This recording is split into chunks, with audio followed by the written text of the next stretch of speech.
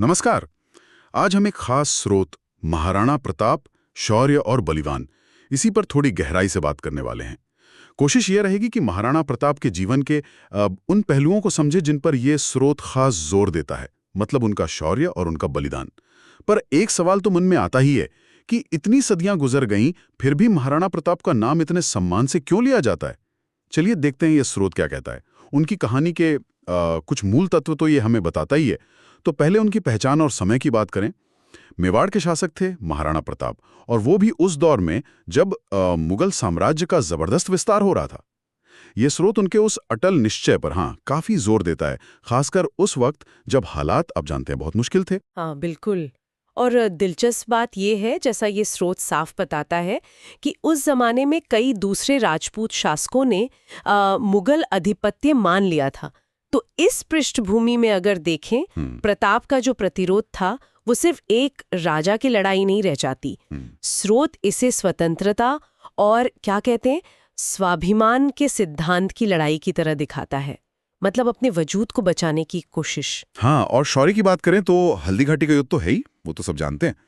लेकिन ये स्रोत सिर्फ युद्ध के मैदान तक ही सीमित नहीं है। इसमें शायद उन किस्सों का जिक्र ज्यादा है कि कैसे कम संसाधनों में भी उन्होंने अपनी वो छापामार युद्ध रीति से मुगलों को परेशान रखा। स्रोत बताता है कि ये सिर्फ शारीरिक बल नहीं था, बल्कि मुश्किल हालात में भी दिमागी मजबूती और सही रणनीति का भी खेल था। क्या स्रोत इस पर कुछ और रोशनी डालता है? बिल्कुल डालता है। स्रोत किसी बात पर बल देता है कि उनका शौर्य मतलब सिर्फ जंग के मैदान का नहीं था, वो उनके हर फैसले में झलकता था। स्रोत में ऐसे पलों का जिक्र है जब उन्हें संधियां ऑफर हुईं जिनसे शायद आरामदायक जिंदगी मिल सकती थी, लेकिन उन्होंने वो रास्ता नहीं चुना। उन्होंने सिद्धांतों के लिए संघर्ष का मुश्किल रास्ता चुना। स्रोत इसे एक सचेत नैतिक चुनाव कहता है, मतलब सोच समझ कर लिया जाए फैसला। ये सिर्फ बहादुरी नहीं थी, ये अपने आत्मसम्मान के लिए एक अटूट वादा था, एक तरह से। सही बात है।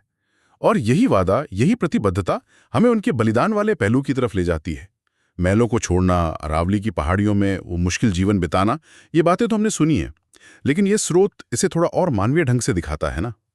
इसमें वर्णन है कि कैसे पूरा शाही परिवार जंगल में कम चीजों के साथ रहा, यहां तक कि वो घास की रोटियों वाली बात का भी जिक्र आता है। स्रोत इसे सिर्फ कहानी नहीं, बल्कि उनके मजबूत इरादे और अपनी प्रजा के लिए जो उनका समर्पण था, उसका सबूत मानता है। हाँ, और स्रोत इस बलिदान के गहरे मतलब को भी सामने लाता है। ये सिर्फ शारीरिक कष्ट सहना भर नहीं था। स्रोत के मुताबिक ये प्रताप का अपनी प्रजा को एक संदेश देने का तरीका था। संदेश ये कि देखो, आजादी और स्वाभिमान के लिए तुम्हारा नेता भी सब कुछ त्यागने को तैयार है। ये एक बहुत शक्तिशाली प्रतीकात्मक कदम था। इसने लोगों में वो लड़ने की भावना जगाए रखी।